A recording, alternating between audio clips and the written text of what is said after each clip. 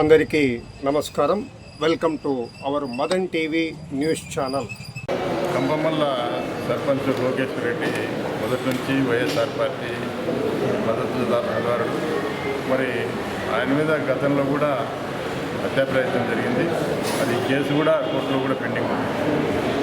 గత రాత్రి ఈ యొక్క వెంకటేశ్వర రెడ్డి అదేవిధంగా వారి తండ్రి వెంకటరామరెడ్డి అందరిలో కొన్ని నిద్రిస్తుండగా ఈ యొక్క నిందితులు ఎవరైతే ఉన్నారో చిన్న సుబ్బారెడ్డి వాళ్ళ కుమారుడు అదేవిధంగా సత్యనారాయణ ఇంకా కొంతమంది వ్యక్తులు గొడవలు కొట్టంలు గాడ్లను పట్టుకొని వచ్చి మరి ఎలాగైనా సరే కుటుంబాన్ని అంతమందించాలనే ఉద్దేశంతో ఈ కుటుంబం మీద ఇంటి మీద దాడి చేయడం జరిగింది.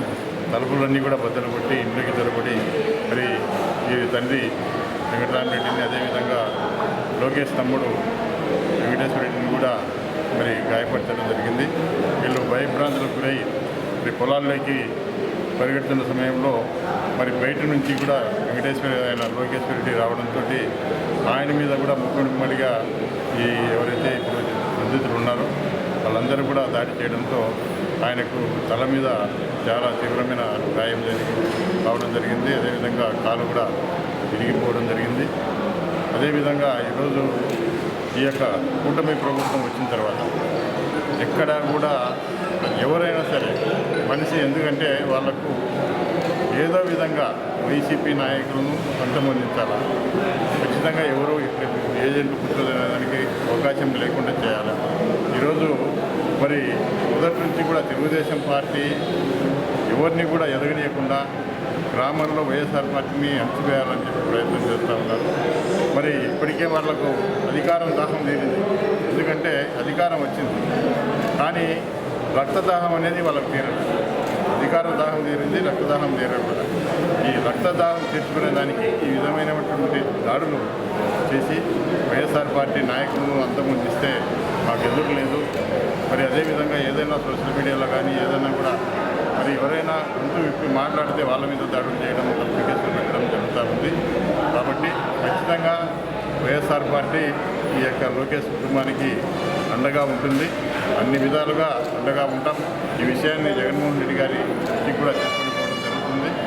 ఏదేమైనప్పటికీ కూడా ఎందుకంటే ఈరోజు మంత్రిగా ఉన్న బీసీ జనార్దన్ రెడ్డి అనే వ్యక్తి ఎవరైనా పోతే ఏదైనా డెవలప్మెంట్ గురించో లేకుంటే గ్రామంలో అభివృద్ధి గురించి ఏదైనా మాట్లాడి వాళ్ళకు కావాల్సినటువంటి మౌలిక సదుపాయాలు చేయాలి. కానీ ఎవరైనా సమస్య ఉండిపోతే వాళ్లకు మీరు చంపిరండి, కొట్టిరండి, నా దగ్గర రావద్దు, మీరు కొట్టేస్తేనే నా దగ్గర రావాలని చెప్పి మంత్రిగా ఆయన మాట్లాడుతూ ఉన్నాడంటే ఇంకా మరి కార్యకర్తలు ఏ విధంగా ఉంటారో, తెలుగుదేశం పార్టీ నాయకులు ఏ విధంగా ఉంటారో ఒకసారి ఆలోచన చేయవలసిందిగా కోరుతాము. కాబట్టి ఈరోజు ఈ యొక్క దాడి ఏదైతే ఉందో, ఎందుకంటే ఆ ఊరు గ్రామంలో ప్రశాంతమైన గ్రామం, ఎందుకంటే అందరూ రైతు కుటుంబాల నుంచి వచ్చిన వారు. మరి ఆ యొక్క కుటుంబాల్లో మరి ఈరోజు ప్రశాంతమైన గ్రామంలో కూడా ఈ తెలుగుదేశం పార్టీ అధికారంలోకి వచ్చిన తర్వాత ఈ దాడులన్నీ కూడా జరుగుతున్నాయి. ప్రతిరోజు కూడా మేము ఆ యొక్క గ్రామం విషయం పోలీసులకు ఎప్పటికప్పుడు కూడా అది మీరు ఆ గ్రామంలో ప్రత్యేకమైన ఏదైనా కూడా నిఘా కూడా పెట్టమని చెప్పి కూడా మేము గతంలో ఉన్నతాధికారుల దృష్టి కూడా తీసుకోవడం జరిగింది.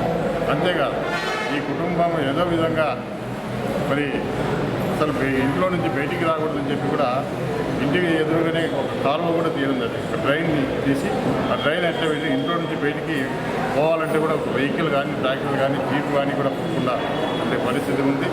ఈరోజు మరి అటువంటి పరిస్థితుల్లో కూడా కలెక్టర్ గారి దృష్టికి, ఎస్పీ గారి దృష్టికి, అందరి దృష్టికి తీసుకుపోయినా కూడా అక్కడ మరి పరిస్థితుల్లో ఇక్కడ కూడా లాభం లేదు. కాబట్టి ఈరోజు ఏదో విధంగా లోకేష్ రెడ్డిని అదేవిధంగా వారి తమ్ముడు వెంకటేశ్వర రెడ్డిని అంతమొందించాలనే ఉద్దేశంతో ఈరోజు ఈ దాడి చేయడం జరిగింది. కాబట్టి ఈ యొక్క దాడిని తీవ్రంగా ఖండిస్తూ ఉన్నాం. అదేవిధంగా ఖచ్చితంగా దోషులు ఎవరైతే ఉన్నారో వాళ్ళ మీద కఠిన చర్యలు తీసుకొని వాళ్ళని అరెస్ట్ చేసి ముందు కూడా ఇటువంటి మరి దాడులు జరగకుండా, ఎందుకంటే ఇప్పుడు మన ఐసీలో కూడా చూడడం జరిగింది. ఈ యొక్క లోకేష్ రెడ్డికి చాలా సీరియస్గా ఉంది, కోమాలో ఉన్నాడు. 72 hours గడిస్తే కానీ మేము చెప్పలేమని చెప్పి డాక్టర్లు కూడా చెప్తా ఉన్నారు. కాబట్టి ఖచ్చితంగా ఆయన కోలుకోవాలని చెప్పి ఆ దేవుడిని కూడా ప్రార్థిస్తూ మరి ఏదేమైనప్పటికీ కూడా ఖచ్చితంగా పోలీసులు మరి దీని మీద సమగ్రమైన దర్యాప్తు జరిపి ఖచ్చితంగా ఎవరైతే దోషులు ఉన్నారో వాళ్ళ మీద కఠిన చర్యలు తీసుకొని త్వరితగతిన అరెస్ట్ చేయాలని చెప్పి ప్రతిసారి కూడా పోలీసులకు తెలియజేస్తూ ఉన్నాం.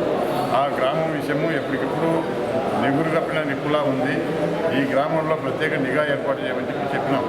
కానీ పోలీసులు మరి ఎందుకు రాత్రి గొడవ జరిగేటప్పుడు పోలీసులు వచ్చినారు. అయినప్పటికీ దీని మీద ముందు జాగ్రత్త చర్యలు తీసుకొని వాళ్ళ మీద వైడ్ ఓవర్ కేసులు పెట్టి ఏదైనా చేసి పెట్టి ఇవి జరిగేది కాదు. ఏదేమైనప్పటికీ పోలీసులు ఎందుకంటే ఏదైనా ఒక గ్రామంలో అది సెన్సిటివ్ విలేజ్, ఆ యొక్క విలేజ్ మీద ప్రత్యేక నిఘా అనేది పెట్టాలి. మిగతా గ్రామాల్లో ఎక్కడ ఏం లేదు. ఆ గ్రామంలో మరి మీద ప్రత్యేక దృష్టి పెట్టింటే ఈ యొక్క గొడవ కానీ ఈ దాడి కానీ జరిగేది కాదు. పోలీసులు కూడా దీనికి బాధ్యత వహించి ఖచ్చితంగా ఈ యొక్క నిందితుల మీద చర్యలు తీసుకోవాలని